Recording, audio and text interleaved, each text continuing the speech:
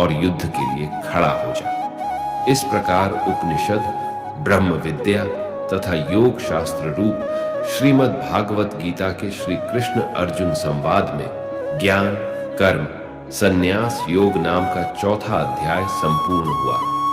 श्रीमद् भागवत गीता अध्याय 5 कर्म संन्यास योग। अर्जुन कहते हैं, हे प्रभु, कभी आप संन्यास माध्यम से कर्म करने के लिए कहते हैं और कभी निष्काम माध्यम से कर्म करने के लिए कहते हैं। इसीलिए इन दोनों में मेरे लिए जो परम कल्याणकारी हो उसे कहिए। श्री भगवान ने कहा, संन्यास माध्यम से किया जाने वाला कर्म और निष्काम माध्यम से किया जाने वाला कर्म, ये दोनों ही परम श्रेय को दिलाने वाला है। परंतु संन्यास माध्यम की अपेक्षा निष्काम कर्मयोग श्रेष्ठ है। हे महाबाहु, जो मनुष्य न तो किसी से घृणा करता है और न ही किसी की इच्छा करता है, वह सदा सन्यासी ही समझने योग्य है, क्योंकि ऐसा मनुष्य राग, द्वेष आदि सभी द्वंद्वों को त्याग कर सुखपूर्वक संसार बंधन से मुक्त हो जाता है। अल्पज्ञानी मनुष्य ही सन्यास योग और निष्काम कर्म योग को अलग अलग समझते हैं। विद्वान मनुष्य, क्योंकि दोनों में से एक में भी अच्छी प्रकार से स्थित पुरुष परम सिद्धि को प्राप्त होता है, अर्थात दोनों प्रकार के कर्मों का बराबर फल मिलता है। जो फल ज्ञान योगियों को प्राप्त होता है, वही निष्काम कर्म योगियों को भी प्राप्त होता है। इसलिए जो मनुष्य संन्यास योग और निष्काम कर्म योग दोनों को फल की दृष्टि से एक समान देखता है, वही वास्तविक सत्य को देख पाता है। हे महाबाहु, निष्काम कर्म योग के आचरण के बिना सन्यासी जीवन दुख का कारण होता है, और भगवान के किसी भी एक स्वरूप को मन में धारण करने वाला निष्काम कर्म योगी परब्रह्म परमात्मा को शीघ्र प्राप्त हो जाता है। कर्म योगी इंद्रियों पर विजय प्राप्त करने वाला होता है, और परमात्मा में निष्काम भाव से मन को स्थित करके कर्म करता हुआ भी कभी कर्म से लिप्त नहीं होता है। कर्म योगी परम तत्व परमात्मा की अनुभूति करके दिव्य चेतना में स्थित होकर देखता हुआ, सुनता हुआ, स्पर्श करता हुआ, सूंघता हुआ, भोजन करता हुआ, चलता हुआ, सोता हुआ, सांस लेता हुआ, सब प्रकार से यही सोचता है कि मैं कुछ भी नहीं करता हूं। वह सब कर्मों का कारण ईश्वर को मानता है। कर्म योगी बोलता हुआ, त्यागता हुआ, ग्रहण करता हुआ तथा आंखों को खोलता और बंद करता हुआ भी यही सोचता है कि सभी इंद्रियां अपने अपने विषयों में प्रवृत्त हो रही हैं। ऐसी धारणा वाला होता है, अर्थात कर्म योगी जो भी कार्य करते हैं वह शास्त्र अनुकूल और लोक हित के लिए ही होती है। कर्म योगी सभी कर्म फलों को परमात्मा को समर्पित करके निष्काम भाव से कर्म करता है, इसीलिए उसको पाप कर्म कभी स्पर्श नहीं कर पाते हैं। जिस प्रकार कमल का पत्ता जल को स्पर्श नहीं कर पाता है, कर्म योगी निष्काम भाव से शरीर, मन, बुद्धि और इंद्रियों के द्वारा केवल आत्मा की शुद्धि के लिए ही कर्म करते हैं। कर्म योगी सभी कर्म के फलों का त्याग करके परम शांति को प्राप्त होता है, और जो सिर्फ फल की इच्छा से ही कर्म करते हैं, वह तो 84 लाख योनियों में ही भटकते रहते हैं। शरीर में स्थित जीवात्मा मन से समस्त कर्मों का परित्याग करके वह न तो कुछ करता है और न ही कुछ करवाता है। तब वह 9 द्वारों वाले स्थूल शरीर में आनंद पूर्वक आत्म स्वरूप में स्थित रहता है। शरीर में स्थित जीवात्मा देह का कर्ता न होने के कारण इस लोक में उसके द्वारा न तो कर्म उत्पन्न होते हैं और न ही कर्म फलों से कोई संबंध रहता है, बल्कि यह सब प्रकृति के गुणों के द्वारा ही किए जाते हैं। शरीर में स्थित परमात्मा न तो किसी के पाप कर्म को और न ही किसी के पुण्य कर्म को ग्रहण करता है, किंतु जीवात्मा मोह से ग्रसित होने के कारण परमात्मा जीव के वास्तविक ज्ञान को आच्छादित किए रहता है। किंतु जब मनुष्य का ज्ञान तत्व ज्ञान द्वारा नष्ट हो जाता है, तब उसके ज्ञान के दिव्य प्रकाश से उसी प्रकार परम तत्व परमात्मा प्रकट हो जाते हैं। जिस प्रकार सूर्य के प्रकाश से संसार की सभी वस्तुएं प्रकट हो जाती हैं। जब मनुष्य बुद्धि और मन से परमात्मा की शरण ग्रहण करके परमात्मा के ही स्वरूप में पूर्ण श्रद्धा भाव से स्थित होता है, तब वह मनुष्य तत्व ज्ञान के द्वारा सभी पापों से शुद्ध होकर पुनर्जन्म को प्राप्त न होकर मुक्ति को प्राप्त होता है। तत्वज्ञानी मनुष्य विद्वान ब्राह्मण और विनम्र साधु को तथा गाय, हाथी, कुत्ता और नरभक्षी को एक समान दृष्टि से देखने वाला होता है। तत्वज्ञानी मनुष्य का मन संभाव में स्थित रहता है। उसके द्वारा जन्म मृत्यु के बंधन रूपी संसार को जीत लिया जाता है, क्योंकि वह ब्रह्मा के समान निर्दोष होता है और सदा परमात्मा में ही स्थित रहता है। तत्वज्ञानी मनुष्य न तो कभी किसी भी प्रिय वस्तु को पाकर हर्षित होता है और न ही अप्रिय वस्तु को पाकर विचलित होता है। ऐसा स्थिर बुद्धि मोह रहित ब्रह्म को जानने वाला सदा परमात्मा में ही स्थित रहता है। तत्वज्ञानी मनुष्य बाहरी इंद्रियों के सुख को नहीं भोगता है, बल्कि सदैव अपनी ही आत्मा में रमण करके सुख का अनुभव करता है। ऐसा मनुष्य निरंतर परब्रह्म परमात्मा में स्थित होकर असीम आनंद को भोगता है। हे कुंती पुत्र अर्जुन, इंद्रिय और इंद्रियों के सहयोग से उत्पन्न होने वाले यह भोग प्रारंभ में सुख देने वाले होते हैं और अंत में यही इंद्रियों के विषयों का भोग दुख का कारण बनता है। इसी कारण तत्वज्ञानी कभी भी इंद्रिय सुख नहीं भोगता है।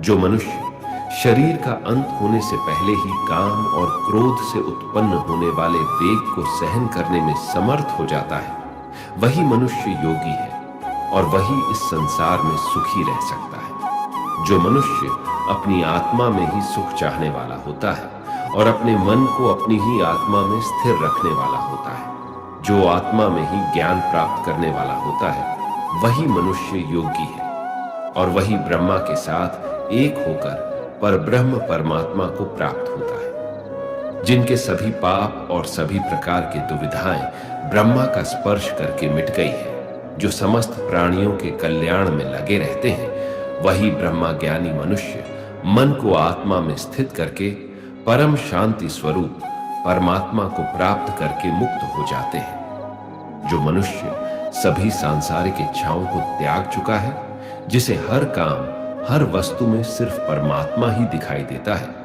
वही पुरुष परमात्मा को प्राप्त कर पाता है। सभी इंद्रिय विषयों का चिंतन बाहर ही त्याग कर और आंखों की दृष्टि को दोनों भौहों के मध्य में केंद्रित करके प्राण वायु और अप्राण वायु की गति नासिका के अंदर और बाहर सम करके मन सहित इंद्रियों और बुद्धि को वश में करके परमात्मा का ध्यान करने वाला योगी मोक्ष को प्राप्त होता है। ऐसा मुक्त पुरुष मुझे सभी आज्ञाओं और तपस्याओं को भोगने वाला, सभी लोकों और देवताओं का परमेश्वर तथा संपूर्ण जीवों पर उपकार करने वाला परम दयालु एवं हितैषी समझता है और ऐसा मनुष्य परम शांति को प्राप्त होता है। इस प्रकार उपनिषद, ब्रह्म विद्या तथा योग शास्त्र रूप श्रीमद् भगवद गीता के श्री कृष्ण अर्जुन संवाद में कर्म संन्यास योग नाम का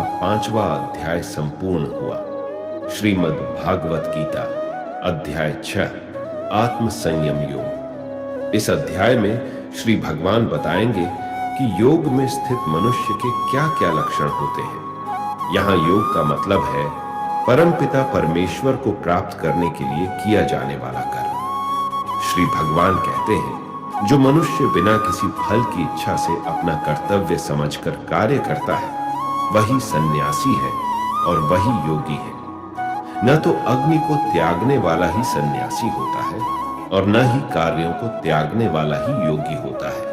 हे पांडुपुत्र, जिसे सन्यास कहते हैं उसे ही तू योग समझ, क्योंकि इंद्रिय सुख की इच्छा का त्याग किए बिना कभी भी कोई मनुष्य योग अर्थात परमात्मा को प्राप्त नहीं हो सकता है। मन को वश में करने की इच्छा वाले मनुष्य को योग की प्राप्ति के लिए कर्म करना कारण होता है और योग को प्राप्त होते होते सभी सांसारिक इच्छाओं का अभाव हो जाना ही कारण होता है। जब मनुष्य सभी सांसारिक इच्छाओं का त्याग करके न तो शारीरिक सुख के लिए कार्य करता है और न ही फल की इच्छा से कार्य में प्रवृत्त होता है, उस समय वह मनुष्य योग में स्थित कहलाता है। मनुष्य को चाहिए कि वह अपने मन के द्वारा अपना जन्म मृत्यु रूपी बंधन से उद्धार करने का प्रयत्न करे और अपने को निम्न योनि में नागे में दे, क्योंकि यह मन ही जीवात्मा का मित्र है और यही जीवात्मा का शत्रु भी है। जो मनुष्य मन को वश में कर लेता है उसका वह मन ही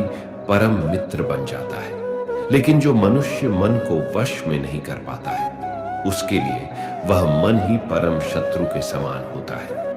जिसने मन को वश में कर लिया है उसको परम शांति स्वरूप परमात्मा पूर्ण रूप से प्राप्त हो जाता है। उस मनुष्य के लिए सर्दी गर्मी, सुख दुख और मान अपमान एक समान होते हैं। ऐसा मनुष्य स्थिर चित्त वाला और इंद्रियों को वश में करके परमात्मा के ज्ञान द्वारा परमात्मा को प्राप्त करके पूर्ण रूप से संतुष्ट रहता है। ऐसे परमात्मा को प्राप्त हुए मनुष्य के लिए मिट्टी, पत्थर और सोना एक समान होते हैं।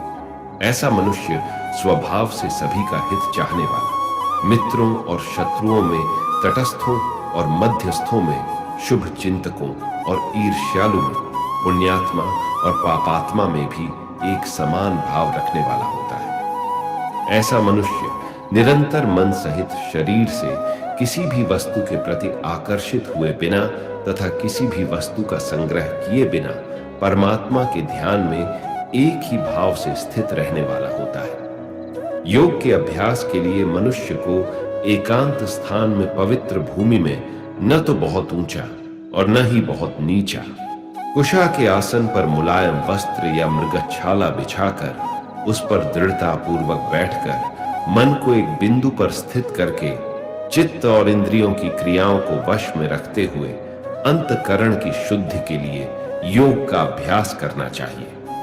योग के अभ्यास के लिए मनुष्य को अपने शरीर, गर्दन तथा सिर को अचल और स्थिर रखकर नासिका के आगे के सिरे पर दृष्टि स्थित करके इधर उधर अन्य दिशाओं को न देखता हुआ बिना किसी भय से इंद्रिय विषयों से मुक्त ब्रह्मचर्य व्रत में स्थित मन को भली भांति शांत करके मुझे अपना लक्ष्य बनाकर और मेरे ही आश्रय होकर अपने मन को मुझ में स्थिर करके मनुष्य को अपने हृदय में मेरा ही चिंतन करना चाहिए। इस प्रकार निरंतर शरीर द्वारा अभ्यास करके मन को परमात्मा स्वरूप में स्थिर करके परम शांति को प्राप्त हुआ योग में स्थित मनुष्य ही सभी सांसारिक बंधन से मुक्त होकर मेरे परम धाम को प्राप्त कर पाता है। हे अर्जुन, योग में स्थित मनुष्य को न तो अधिक भोजन करना चाहिए और न ही कम भोजन करना चाहिए,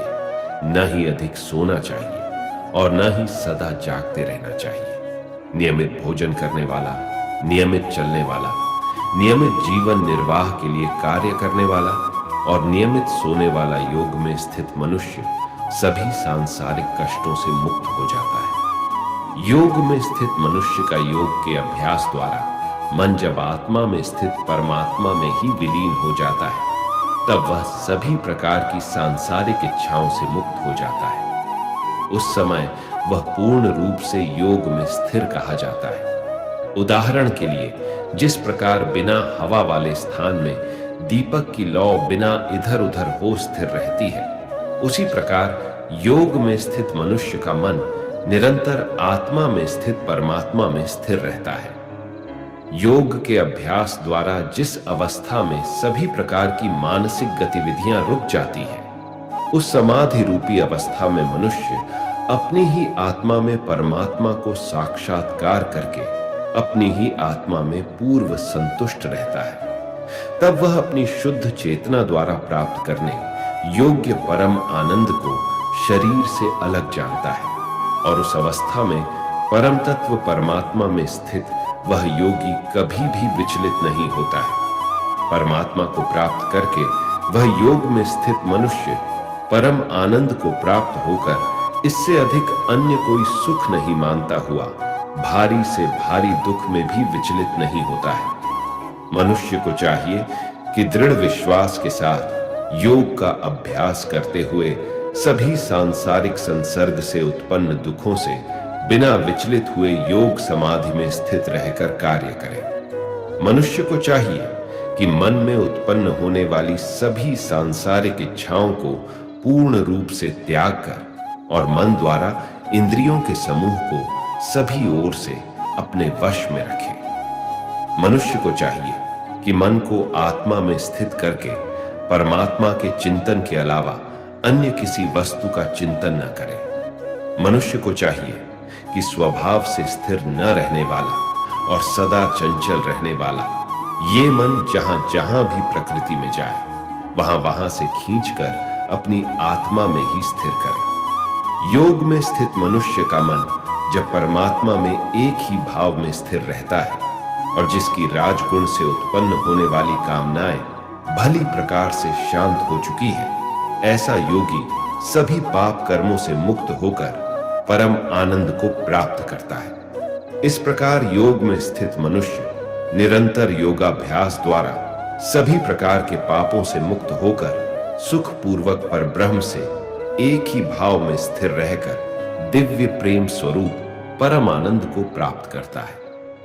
योग में स्थित मनुष्य सभी प्राणियों में एक ही आत्मा का प्रसार देखता है और सभी प्राणियों को उस एक ही परमात्मा में स्थित देखता है। ऐसा योगी सभी को एक समान भाव से देखने वाला होता है। जो मनुष्य सभी प्राणियों में मुझ परमात्मा को ही देखता है और सभी प्राणियों को मुझ परमात्मा में ही देखता है, उसके लिए मैं कभी अदृश्य नहीं होता हूं और वह मेरे लिए कभी अदृश्य नहीं होता है। योग में स्थित जो मनुष्य सभी प्राणियों के हृदय में मुझको स्थित देखता है और भक्ति भाव में स्थित होकर मेरा ही स्मरण करता है, वह योगी सभी प्रकार से सदैव मुझ में ही स्थित रहता है। हे अर्जुन, योग में स्थित जो मनुष्य अपने ही समान सभी प्राणियों को देखता है, सभी प्राणियों के सुख और दुख को भी एक समान रूप से देखता है, उसी को परम पूर्ण योगी समझना चाहिए। अर्जुन ने कहा, हे मधुसूदन, यह योग की विधि जिसके द्वारा समत्व भाव दृष्टि मिलती है, जिसका कि आपके द्वारा वर्णन किया गया है, मन के चंचलता के कारण मैं इस स्थिति में स्वयं को अधिक समय तक स्थिर नहीं देखता हूं। हे कृष्ण, क्योंकि यह मन निश्चय ही बड़ा चंचल है, बड़ा ही हाथी तथा बलवान है। मुझे इस मन को वश में करना वायु को वश में करने के समान अत्यंत कठिन लगता है। श्री भगवान ने कहा, हे महाबाहु कुंती पुत्र, इसमें कोई संशय नहीं है कि चंचल मन को वश में करना अत्यंत कठिन है, किंतु इसे सभी सांसारिक कामनाओं को त्याग कर और निरंतर अभ्यास द्वारा वश में किया जा सकता है। जिस मनुष्य द्वारा मन को वश में नहीं किया गया है, ऐसे मनुष्य के लिए परमात्मा की प्राप्ति असंभव है, लेकिन मन को वश में करने वाले प्रयत्नशील मनुष्य के लिए परमात्मा की प्राप्ति सहज होता है, ऐसा मेरा विचार है। अर्जुन ने कहा, हे कृष्ण, प्रारंभ में श्रद्धा पूर्वक योग में स्थिर रहने वाला किंतु बाद में योग से विचलित मन वाला असफल मनुष्य परम सिद्धि को न प्राप्त करके किस लक्ष्य को प्राप्त करता है? हे महाबाहु कृष्ण, परमात्मा की प्राप्ति के मार्ग से विचलित हुआ मनुष्य, जो कि न तो सांसारिक भोग को ही भोग पाया और न ही आपको प्राप्त कर सका, ऐसा मोह से ग्रसित मनुष्य क्या छिन्न भिन्न बादल की तरह दोनों ओर से नष्ट तो नहीं हो जाता है? हे श्री कृष्ण, मैं आपसे प्रार्थना करता हूं कि मेरे संशय को संपूर्ण रूप से केवल आप ही दूर कर सकते हैं, क्योंकि आपके अतिरिक्त अन्य कोई इस संशय को दूर करने वाला मिलना संभव नहीं है। श्री भगवान ने कहा, हे पृथा पौत्र, उस असफल योगी का न तो इस जन्म में और न अगले जन्म में ही विनाश होता है, क्योंकि परम कल्याणकारी नियत कर्म करने वाला कभी भी दुर्गति को प्राप्त नहीं होता है। योग में असफल हुआ मनुष्य स्वर्ग आदि उत्तम लोकों को प्राप्त होकर उनमें अनेकों वर्षों तक जिन इच्छाओं के कारण योग भ्रष्ट हुआ था, उन इच्छाओं को भोग करके फिर संपन्न सदाचारी मनुष्यों के परिवार में जन्म लेता है, अथवा उत्तम लोकों में न जाकर स्थिर बुद्धि वाले विद्वान योगियों के परिवार में जन्म लेता है। किंतु इस संसार में इस प्रकार का जन्म निसंदेह अत्यंत दुर्लभ है। हे अर्जुन, ऐसा जन्म प्राप्त करके वहां उसे पूर्व जन्म के योग संस्कार पुनः प्राप्त हो जाते हैं और उन संस्कारों के प्रभाव से वह परमात्मा प्राप्ति रूपी परम सिद्धि की प्राप्ति का फिर से प्रयत्न करता है। पूर्व जन्म के अभ्यास के कारण वह निश्चित रूप से परमात्म पथ की ओर खुद ही आकर्षित हो जाता है। ऐसा जिज्ञासु योगी शास्त्रों के अनुष्ठानों का उल्लंघन करके योग में स्थित हो जाता है। ऐसा योगी समस्त पाप कर्मों से शुद्ध होकर अनेक जन्मों के कठिन अभ्यास से इस जन्म में प्रयत्न करते हुए परम सिद्धि को प्राप्त करने के पश्चात परम गति को प्राप्त करता है। तपस्वियों से योगी श्रेष्ठ है, शास्त्र ज्ञानियों से भी योगी श्रेष्ठ माना जाता है और सकाम कर्म करने वालों की अपेक्षा भी योगी श्रेष्ठ है। इसीलिए हे अर्जुन, तू योगी बन। सभी प्रकार के योगियों में से जो पूर्ण श्रद्धा सहित संपूर्ण रूप से मेरे आश्रित हुए अपने अंतकरण से मुझको निरंतर स्मरण करता है, ऐसा योगी मेरे द्वारा परम योगी माना जाता है। इस प्रकार उपनिषद, ब्रह्म विद्या तथा योग शास्त्र रूप श्रीमद् भागवत गीता के श्री कृष्ण अर्जुन संवाद में ध्यान योग अर्थात आत्म संयम योग नाम का छठा अध्याय संपूर्ण हुआ। श्रीमद् भागवत गीता अध्याय 7 ज्ञान विज्ञान योग। परमात्मा के निर्गुण निराकार तत्व के प्रभाव महात्म्य आदि के रहस्य को पूर्ण रूप से जान लेने का नाम ज्ञान है तथा सगुण निराकार एवं साकार तत्व के लीला रहस्य महत्व गुण एवं प्रभाव आदि के पूर्ण ज्ञान का नाम विज्ञान है। इस अध्याय के पहले श्लोक में श्री भगवान कहते हैं कि हे अर्जुन, अब उसको सुन जिससे तू योग का अभ्यास करते हुए मुझ में अनन्य भाव से मन को स्थित करके और मेरी शरण होकर संपूर्णता से मुझको बिना किसी संशय के जान सकेगा। अब मैं तेरे लिए उस परम ज्ञान को अनुभव सहित कहूंगा जिसको पूर्ण रूप से जानने के बाद भविष्य में इस संसार में तेरे लिए अन्य कुछ भी जानने योग्य शेष नहीं रहेगा। हे अर्जुन, हजारों मनुष्यों में से कोई एक मेरी प्राप्ति के लिए प्रयत्न करता है और उन प्रयत्न करने वालों में भी कोई एक ही होता है जो मुझे यथार्थ रूप से जान पाता है। पृथ्वी, जल, अग्नि, वायु, आकाश, मन, बुद्धि और अहंकार ऐसे ही 8 प्रकार के भेदों वाली तो मेरी जड़ स्वरूप अपरा प्रकृति है। हे अर्जुन, परंतु इस जड़ स्वरूप अपरा प्रकृति के अतिरिक्त अन्य चेतन दिव्य स्वरूप परा प्रकृति को जानने का प्रयत्न कर, जिसके द्वारा जीव रूप से संसार का भोग किया जाता है। यहां अपरा प्रकृति का अर्थ माया है। ये पृथ्वी, जल, अग्नि, वायु, आकाश, मन, बुद्धि और अहंकार ये सब माया ही तो है और पारा प्रकृति का अर्थ यहां आत्मा से है। हे अर्जुन, तू मेरी इन जड़ तथा चेतन प्रकृति को ही सभी प्राणियों के जन्म का कारण समझ और मैं ही इस संपूर्ण जगत की उत्पत्ति तथा प्रलय का मूल कारण हूं। हे धनंजय, मेरे अतिरिक्त अन्य कुछ भी नहीं है। जिस प्रकार माला में मोती धागे में गूंथे रहते हैं, उसी प्रकार यह संपूर्ण जगत मणियों के समान मुझ में ही गूंथा हुआ है। हे कुंती पुत्र अर्जुन, मैं ही जल का स्वाद हूं, सूर्य तथा चंद्रमा का प्रकाश हूं। समस्त वैदिक मंत्रों में ओमकार हो, आकाश में ध्वनि हो और पुरुषों में पुरुषत्व भी मैं ही हूं। मैं पृथ्वी में पवित्र गंध हूं, अग्नि में ऊष्मा हूं, समस्त प्राणियों में उनका जीवन हूं और तपस्वियों में तप भी मैं हूं। हे अर्जुन, तू मुझको ही सभी प्राणियों का अनादि अनंत बीज समझ। मैं बुद्धिमानों की बुद्धि और तेजस्वी मनुष्यों का तेज हूं। मैं बलवानों का कामना रहित और आसक्ति रहित बल हूं और सब प्राणियों में धर्मानुसार विषयी जीवन हूं। प्रकृति के 3 गुण सत्व गुण, रज गुण और तम गुण से उत्पन्न होने वाले भाव, उन सबको तू मुझसे उत्पन्न होने वाला समझ। परंतु प्रकृति के गुण मेरे अधीन रहते हैं, मैं उनके अधीन नहीं हूं।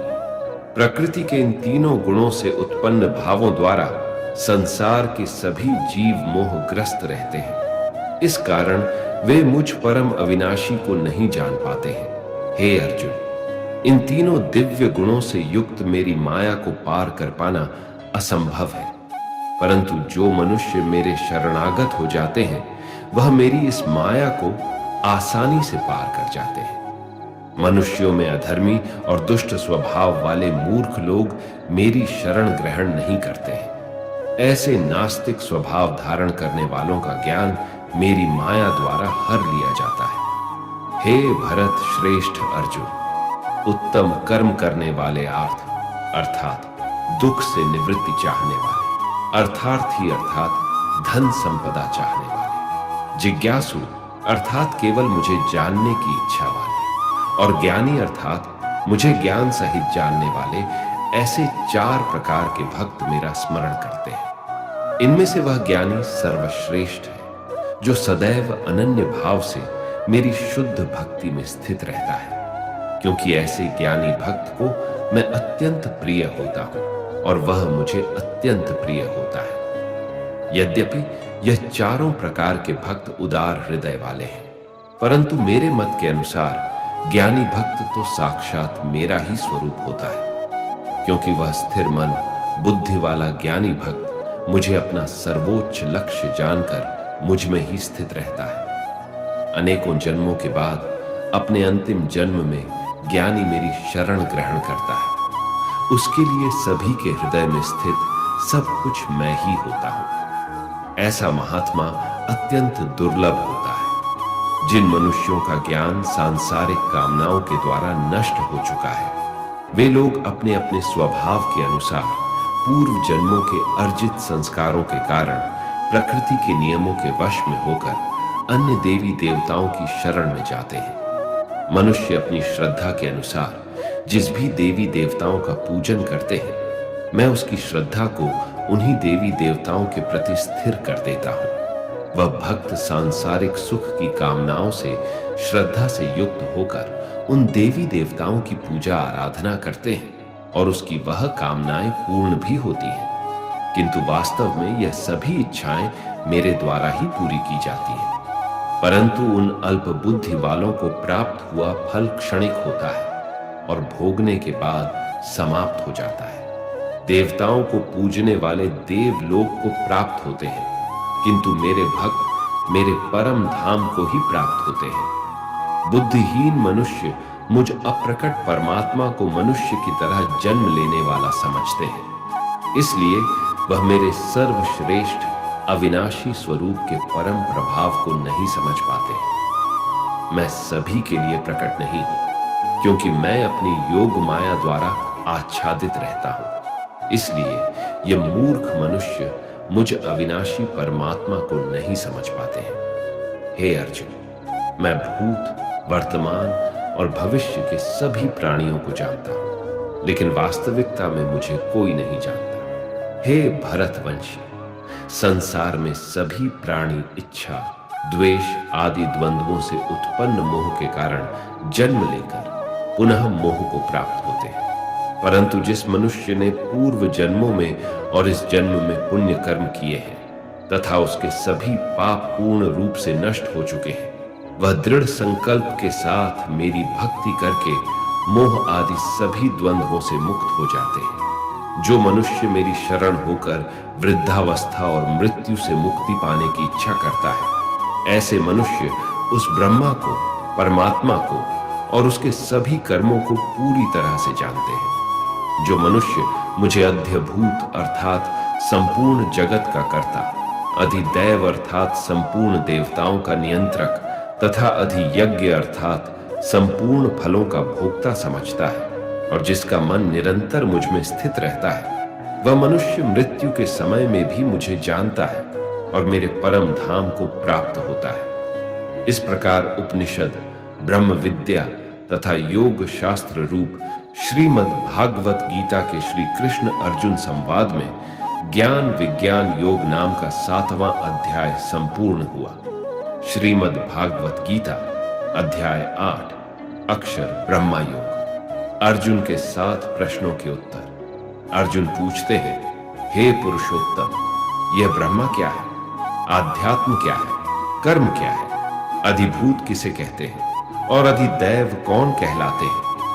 हे मधुसूदन, यहां अधियज्ञ कौन है और वह इस शरीर में किस प्रकार स्थित रहता है?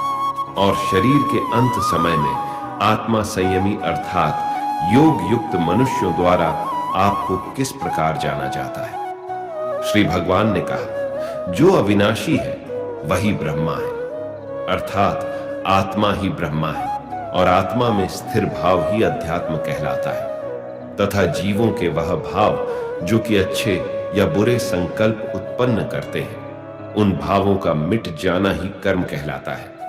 हे शरीरधारी में श्रेष्ठ अर्जुन, मेरी अपरा प्रकृति जो कि निरंतर परिवर्तनशील है, अधिभूत कहलाती है तथा मेरा वह विराट रूप जिसमें सूर्य, चंद्रमा आदि सभी देवता स्थित है, वह अधिदैव कहलाता है। और मैं ही प्रत्येक शरीरधारी के हृदय में अंतर्यामी रूप स्थित अधियज्ञ हूं, अर्थात यज्ञ का भोक्ता होता हूं। जो मनुष्य जीवन के अंत समय में मेरा ही स्मरण करता हुआ शारीरिक बंधन से मुक्त होता है, वह मेरे ही भाव को अर्थात मुझको ही प्राप्त होता है, इसमें कुछ भी संदेह नहीं है। हे कुंती पौत्र, मनुष्य अंत समय में जिस जिस भाव का स्मरण करता हुआ शरीर का त्याग करता है, वह उसी भाव को ही प्राप्त होता है जिस भाव का जीवन में निरंतर स्मरण किया है। इसलिए हे अर्जुन, तू हर समय मेरा ही स्मरण कर और युद्ध भी कर। मन बुद्धि से मेरे शरणागत होकर तू निश्चित रूप से मुझको ही प्राप्त होगा। हे पृथापुत्र, जो मनुष्य बिना विचलित हुए अपनी चेतना अर्थात आत्मा से योग में स्थित होने का अभ्यास करता है, वह निरंतर चिंतन करता हुआ उस दिव्य परमात्मा को ही प्राप्त होता है। मनुष्य को उस परमात्मा के स्वरूप का स्मरण करना चाहिए जो कि सभी को जानने वाला है, पुरातन है, जगत का नियंता है, सूक्ष्म से भी अति सूक्ष्म है, सभी का पालन करता है, अकल्पनीय स्वरूप है, सूर्य के समान प्रकाशमान है और अंधकार से परे स्थित है। जो मनुष्य मृत्यु के समय अचल मन से भक्ति में लगा हुआ योग शक्ति के द्वारा प्राण को दोनों भौहों के मध्य में पूर्ण रूप से स्थापित कर लेता है, वह निश्चित रूप से परमात्मा के उस परम धाम को ही प्राप्त होता है। संन्यास योग और भक्ति योग से परमात्मा की प्राप्ति कैसे की जाती है, अब मैं तुम्हें उस उपाय को बताता हूं। वेदों के ज्ञाता जन जिस परमपिता परमेश्वर को अविनाशी कहते हैं तथा बड़े बड़े मुनि सन्यासी जिसमें प्रवेश पाते हैं, उस परम पद को पाने की इच्छा से जो मनुष्य ब्रह्मचर्य व्रत का पालन करते हैं, उस विधि को तुझे संक्षेप में बतलाता हूं। शरीर के सभी द्वारों को वश में करके तथा मन को हृदय में स्थित करके प्राण वायु को सिर में रोक करके योग धारणा में स्थित हुआ जाता है। इस प्रकार ओमकार रूपी एक अक्षर ब्रह्म का उच्चारण करके मेरा स्मरण करता हुआ शरीर को त्याग कर जाता है, वह मनुष्य मेरे परम धाम को प्राप्त करता है। हे पृथापुत्र अर्जुन, जो मनुष्य मेरे अतिरिक्त अन्य किसी का मन से चिंतन नहीं करता है और सदैव नियमित रूप से मेरा ही स्मरण करता है, उस नियमित रूप से मेरी भक्ति में स्थित भक्त के लिए मैं सरलता से प्राप्त हो जाता हूं। मुझे प्राप्त करके उस मनुष्य का इस दुख रूपी अस्तित्व रहित क्षण भंगुर संसार में पुनर्जन्म कभी नहीं होता है, बल्कि वह महात्मा परम सिद्धि को प्राप्त करके मेरे परम धाम को प्राप्त होता है।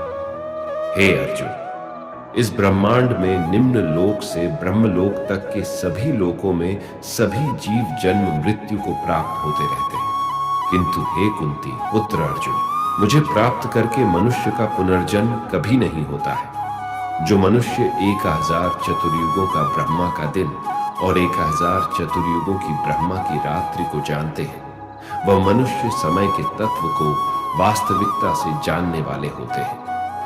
ब्रह्मा के दिन की शुरुआत में सभी जीव उस अव्यक्त से प्रकट होते हैं और रात्रि की शुरुआत में पुनः अव्यक्त में ही विलीन हो जाते हैं। उस अव्यक्त को ही ब्रह्मा के नाम से जाना जाता है। हे पृथापुत्र, वही यह समस्त जीवों का समूह बार बार उत्पन्न और विलीन होता रहता है। ब्रह्मा की रात्रि के आने पर विलीन हो जाता है और दिन के आने पर अपने आप प्रकट हो जाता है। लेकिन उस अव्यक्त ब्रह्मा के अतिरिक्त शाश्वत परम अव्यक्त परब्रह्म है। वह परब्रह्म सभी जीवों के नाश होने पर भी कभी नष्ट नहीं होता है। जिसे वेदों में अव्यक्त अविनाशी के नाम से कहा गया है, उसी को परम गति कहा जाता है। जिसको प्राप्त करके मनुष्य कभी वापस नहीं आता है, वही मेरा परम धाम है। हे पृथापौत्र, वह ब्रह्मा जो परम श्रेष्ठ है, जिसे अनन्य भक्ति के द्वारा ही प्राप्त किया जा सकता है, जिसके अंदर सभी जीव स्थित है और जिसके कारण सारा जगत दिखाई देता है। हे भरत श्रेष्ठ, जिस समय में शरीर को त्याग कर जाने वाले योगियों का पुनर्जन्म नहीं होता है और जिस समय में शरीर त्यागने पर पुनर्जन्म होता है, अब मैं तुम्हें उस समय के बारे में बतलाता हूं जिस समय ज्योतिर्मय अग्नि जल रही हो, दिन का पूर्व सूर्य प्रकाश हो, शुक्ल पक्ष का चंद्रमा बढ़ रहा हो और जब सूर्य उत्तर दिशा में रहता है, उन 6 महीनों के समय में शरीर का त्याग करने वाले ब्रह्मा ज्ञानी मनुष्य ब्रह्म को प्राप्त होते हैं। जिस समय अग्नि से धुआं फैल रहा हो, रात्रि का अंधकार हो, कृष्ण पक्ष का चंद्रमा घट रहा हो और जब सूर्य दक्षिण दिशा में रहता है, उन 6 महीनों के समय में शरीर त्यागने वाला स्वर्ग लोकों को प्राप्त होकर अपने शुभ कर्मों का फल भोग कर पुनर्जन्म को प्राप्त होता है। वेदों के अनुसार इस मृत्युलोक से जाने के 2 ही शाश्वत मार्ग हैं, एक प्रकाश का मार्ग और दूसरा अंधकार का मार्ग। जो मनुष्य प्रकाश मार्ग से जाता है वह वापस नहीं आता है और जो मनुष्य अंधकार मार्ग से जाता है वह वापस लौट आता है। हे पृथापुत्र, भक्ति में स्थित मेरा कोई भी भाग इन सभी मार्गों को जानते हुए भी कभी मोहग्रस्त नहीं होता है। इसीलिए हे अर्जुन, तू हर समय मेरी भक्ति में स्थिर हो। योग में स्थित मनुष्य वेदों के अध्ययन से, यज्ञ से, तप से और दान से प्राप्त सभी पुण्य फलों को भोगता हुआ अंत में निश्चित रूप से तत्व से जानकर मेरे परम धाम को ही प्राप्त करता है, जो कि मेरा मूल निवास स्थान है। इस प्रकार उपनिषद, ब्रह्म विद्या तथा योग शास्त्र रूप श्रीमद् भागवत गीता के श्री कृष्ण अर्जुन संवाद में अक्षर ब्रह्म योग नाम का 8वां अध्याय संपूर्ण हुआ।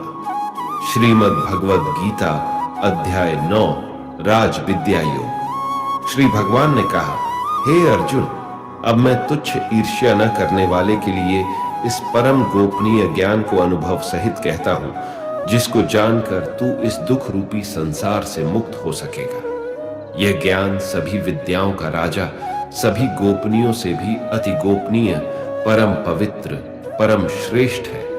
यह ज्ञान अविनाशी परमात्मा का प्रत्यक्ष अनुभव कराने वाला है। हे अर्जुन, धर्म के प्रति श्रद्धा न रखने वाले मनुष्य मुझे न प्राप्त होकर जन्म मृत्यु रूपी मार्ग से इस संसार में आते जाते रहते हैं। मेरे कारण ही यह सारा संसार दिखाई देता है और मैं ही इस संपूर्ण जगत में अदृश्य शक्ति रूप में सभी जगह स्थित हूं। सभी प्राणी मुझ में ही स्थित है, परंतु मैं उनमें स्थित नहीं हूं। हे अर्जुन, ये मेरी ऐश्वर्यपूर्ण योग शक्ति को देख। यह संपूर्ण सृष्टि मुझ में कभी स्थित नहीं रहती है, फिर भी मैं सभी प्राणियों का पालन पोषण करने वाला हूं और सभी प्राणियों में शक्ति रूप में स्थित हूं। परंतु मेरा आत्मा सभी प्राणियों में स्थित नहीं रहता है, क्योंकि मैं ही सृष्टि का मूल कारण हूं। जिस प्रकार सभी जगह बहने वाली महान वायु सदैव आकाश में स्थित रहती है, उसी प्रकार सभी प्राणी मुझ में स्थित रहते हैं। हे कुंती पौत्र, कल्प के अंत में सभी प्राणी मेरी प्रकृति में प्रवेश करके विलीन हो जाते हैं और अगले कल्प के आरंभ में उनको अपनी इच्छा शक्ति से फिर उत्पन्न करता हूं। तब 84 लाख योनियों में सभी प्राणी अपनी इच्छा शक्ति के कारण बार बार मेरी इच्छा शक्ति से विलीन और उत्पन्न होते रहते हैं। ये सभी पूर्ण रूप से खुद ही मेरी इच्छा शक्ति के अधीन होते हैं, अर्थात मेरी प्रकृति के अधीन होते हैं। हे धनंजय, ये सभी कर्म मुझे बांध नहीं पाते हैं, क्योंकि मैं उन कार्यों में बिना किसी फल की इच्छा से उदासीन भाव में स्थित रहता हूं। हे कुंती पुत्र, मेरी अधीनता में मेरी अपरा शक्ति सभी चर तथा अचर जीव उत्पन्न और विनष्ट करती रहती है। इसी कारण से यह संसार परिवर्तनशील है। मूर्ख मनुष्य मुझे अपने ही समान जन्म मृत्यु को प्राप्त होने वाला समझते हैं, इसलिए वह सभी मनुष्य जीवात्माओं का परम ईश्वर वाले मेरे स्वभाव को नहीं समझ पाते हैं। ऐसे मनुष्य कभी न पूर्ण होने वाली आशा में, कभी न पूर्ण होने वाले कर्मों में और कभी न प्राप्त होने वाले ज्ञान में मोहग्रस्त होकर मेरी मोहने वाली भौतिक प्रकृति की ओर आकृष्ट होकर निश्चित रूप से राक्षसी प्रवृत्ति और आसुरी स्वभाव धारण किए रहते हैं।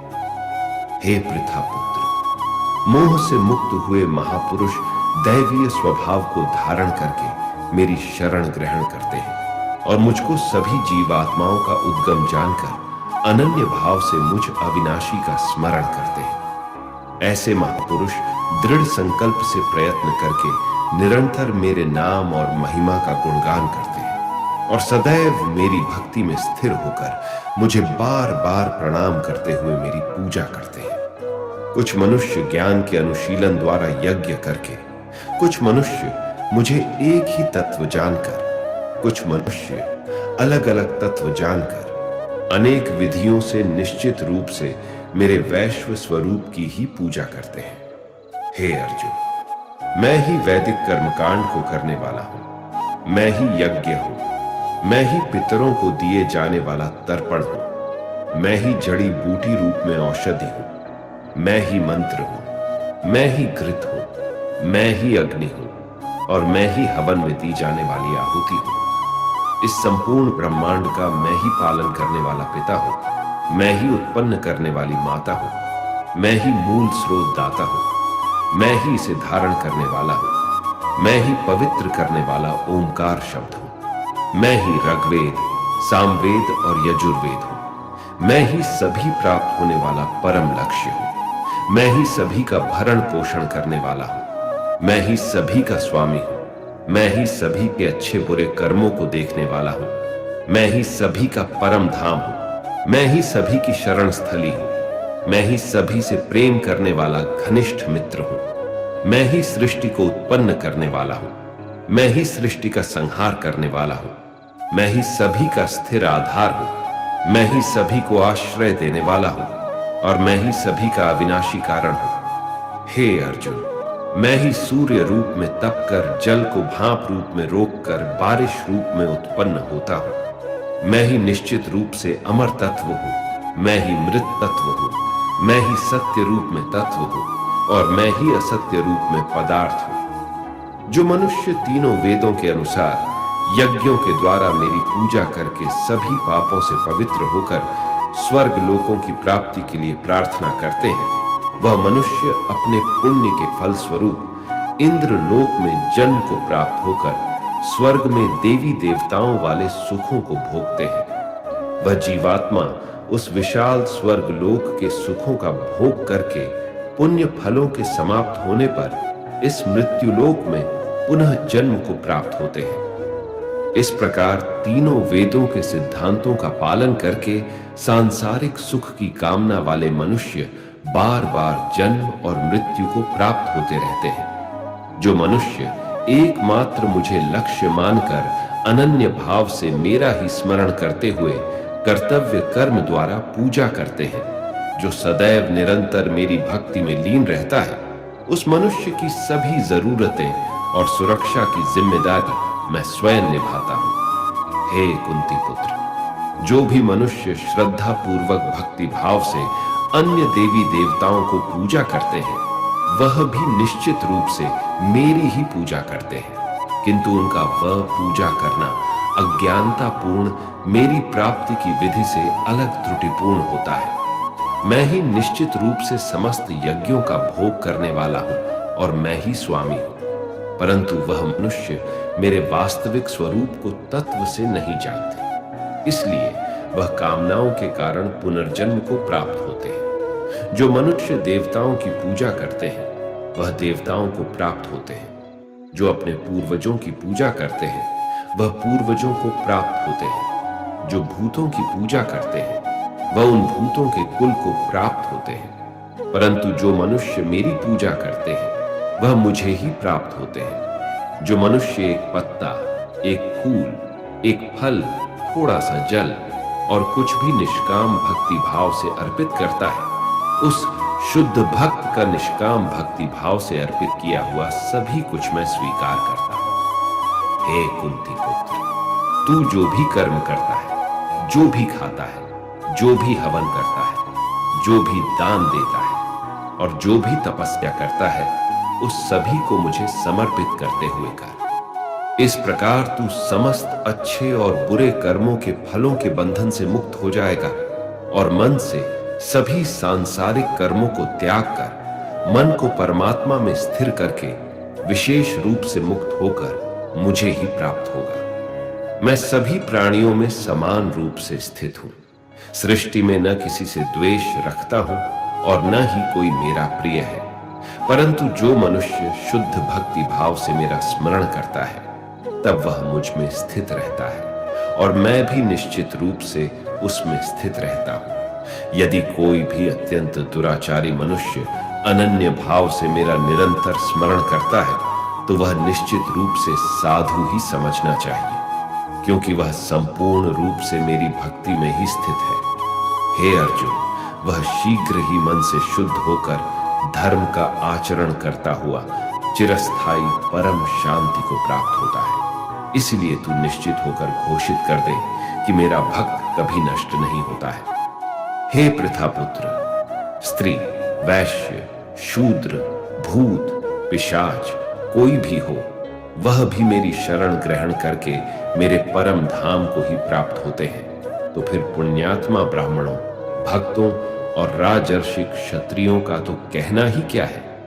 इसीलिए 2 क्षण में नष्ट होने वाले दुख से भरे हुए इस जीवन में निरंतर मेरा ही स्मरण कर। हे अर्जुन, तू मुझ में ही मन को स्थिर कर, मेरा ही भक्त बन, मेरी ही पूजा कर और मुझे ही प्रणाम कर। इस प्रकार अपने मन को मुझ परमात्मा में पूर्ण रूप से स्थिर करके मेरी शरण होकर तू निश्चित रूप से मुझे ही प्राप्त होगा।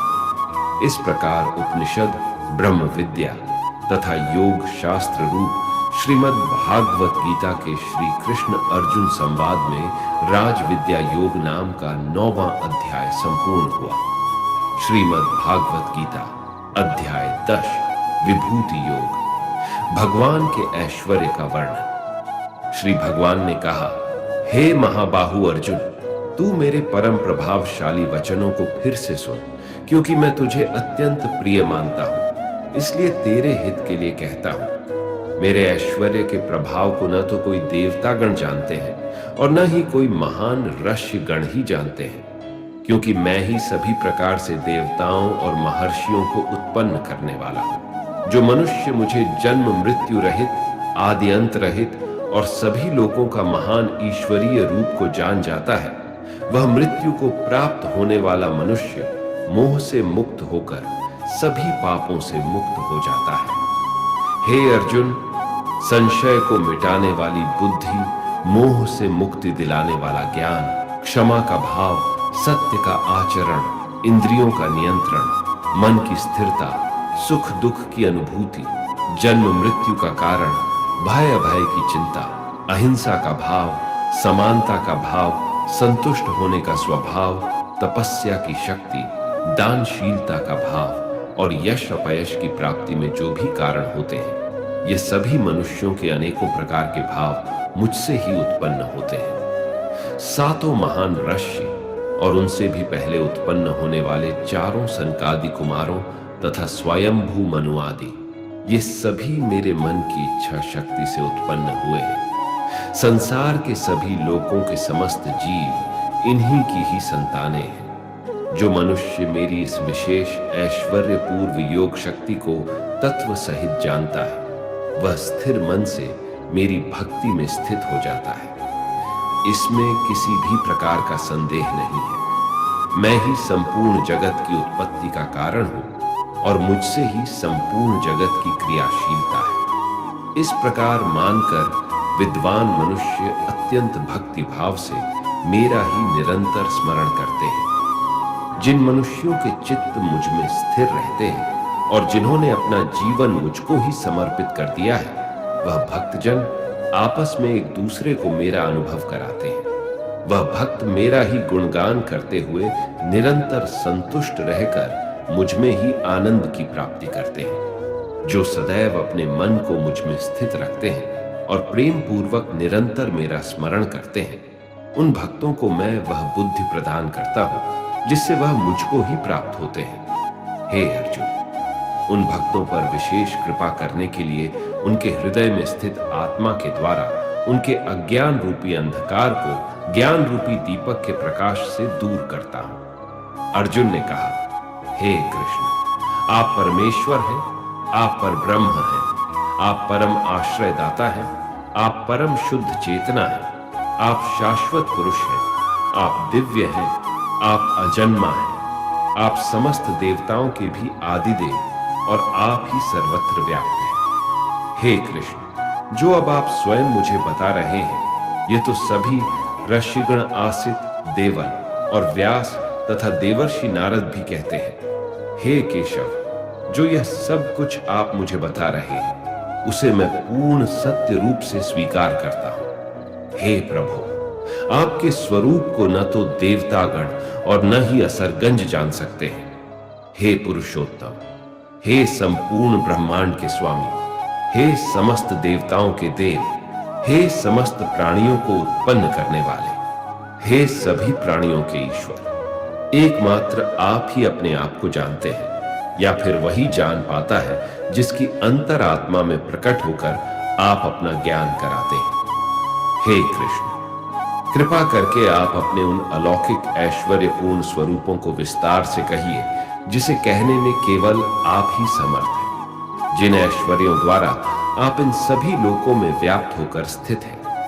हे योगेश्वर, मैं किस प्रकार आपका निरंतर चिंतन करके आपको जान सकता हूं और मैं आपके ईश्वरीय स्वरूप का किन किन भावों से स्मरण करूं। हे जनार्दन, अपनी योग शक्ति और अपने ऐश्वर्य पूर्व रूपों को फिर भी विस्तार से कहिए, क्योंकि आपके अमृत स्वरूप वचनों को सुनते हुए भी मेरी तृप्ति नहीं हो रही है। श्री भगवान ने कहा, हे कुरुश्रेष्ठ, अब मैं तेरे लिए अपने मुख्य अलौकिक ऐश्वर्यपूर्ण रूपों को कहूंगा, क्योंकि मेरे विस्तार की तो कोई सीमा नहीं है।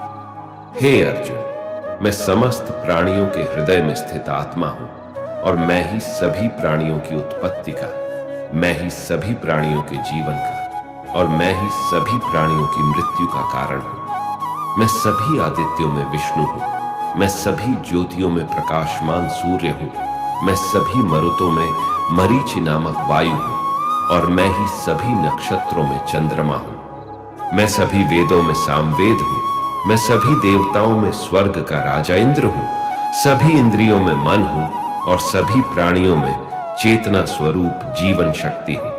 मैं सभी रुद्रों में शिव हूं, मैं यक्षों तथा राक्षसों में धन का स्वामी कुबेर हूं, मैं सभी वसुओं में अग्नि हूं और मैं ही सभी शिखरों में मेरु हूं।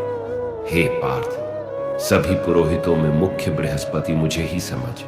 मैं सभी सेना नायकों में कार्तिकेय हूं और मैं ही सभी जलाशयों में समुद्र हूं। मैं महर्षियों में भैरूग हूं, मैं सभी वाणी में एक अक्षर हूं, मैं सभी प्रकार के यज्ञों में जप यज्ञ हूं और मैं ही सभी स्थिर रहने वालों में हिमालय पर्वत हूं। मैं सभी वृक्षों में पीपल हूं, मैं सभी देवर्षियों में नारद हूं और मैं सभी गंधर्वों में चित्ररथ हूं और मैं ही सभी सिद्ध पुरुषों में कपिल मुनि हूं। समस्त घोड़ों में समुद्र मंथन से अमृत के साथ उत्पन्न उच्च श्रवा घोड़ा मुझे ही समझ। मैं सभी हाथियों में ऐरावत हूं और मैं ही सभी मनुष्यों में राजा हूं। मैं सभी हथियारों में वज हूं, मैं सभी गायों में सुरभि हूं। मैं धर्मानुसार संतान उत्पत्ति का कारण रूप प्रेम का देवता कामदेव हूं और मैं ही सभी सर्पों में वासुकी हूं। मैं सभी नागों में शेषनाग हूं। मैं समस्त जलचरों में वरुण देव हूं। मैं सभी पितरों में एरमा हूं और मैं ही सभी नियमों को पालन करने वालों में यमराज हूं। मैं सभी असुरों में भक्त प्रहलाद हूं। मैं सभी गिनती करने वालों में समय हूं। मैं सभी पशुओं में सिंह हूं और मैं ही पक्षियों में गरुड़ हूं। मैं समस्त पवित्र करने वालों में वायु हूं। मैं सभी शस्त्र धारण करने वालों में राम हूं। मैं सभी मछलियों में मगर हूं और मैं ही समस्त नदियों में गंगा हूं।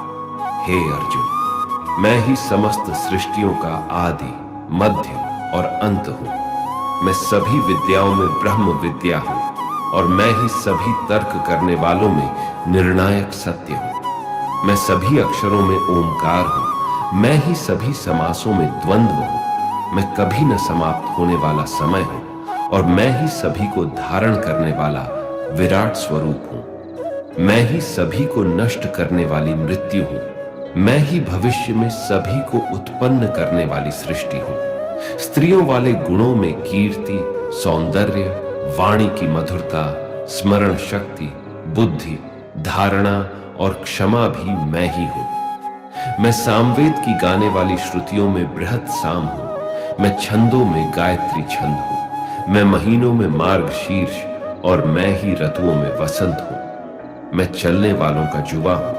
मैं तेजस्वी का तेज हूं। मैं जीतने वालों की विजय हूं। मैं व्यवसायियों का निश्चय हूं और मैं ही सत्य बोलने वालों का सत्य हूं। मैं वृष्णिवंशियों में वासुदेव हूं। मैं ही पांडवों में अर्जुन हूं। मैं मुनियों में वेद व्यास हूं और मैं ही कवियों में शुक्राचार्य हूं। मैं दमन करने वालों का दंड हूं। मैं विजय की कामना वालों की नीति हूं। रहस्य रखने वालों का मौन हूं और मैं ही ज्ञानियों का ज्ञान हूं। हे अर्जुन, वह बीज भी मैं ही हूं जिनके कारण सभी प्राणियों की उत्पत्ति होती है, क्योंकि संसार में कोई भी ऐसा चर या अचर प्राणी नहीं है जो मेरे बिना अलग रह सके। हे परम तत्व अर्जुन, मेरी लौकिक और अलौकिक ऐश्वर्यपूर्ण स्वरूपों का अंत नहीं है। मैंने अपने इन ऐश्वर्यों का वर्णन तो तेरे लिए संक्षिप्त रूप से कहा है। जो ऐश्वर्य युक्त, कांति युक्त और शक्ति युक्त वस्तुएं हैं, उनको तू मेरे तेज के अंश से ही उत्पन्न हुआ समझ। किंतु हे अर्जुन, तुझे इस प्रकार सारे ज्ञान को विस्तार से जानने की आवश्यकता ही क्या है? मैं तो अपने एक अंश मात्र से इस संपूर्ण ब्रह्मांड को धारण करके सर्वत्र स्थित रहता हूं। इस प्रकार उपनिषद, ब्रह्म विद्या तथा योग शास्त्र रूप श्रीमद् भगवद गीता के श्री कृष्ण अर्जुन संवाद में विभूति योग नाम का 10वां अध्याय संपूर्ण हुआ।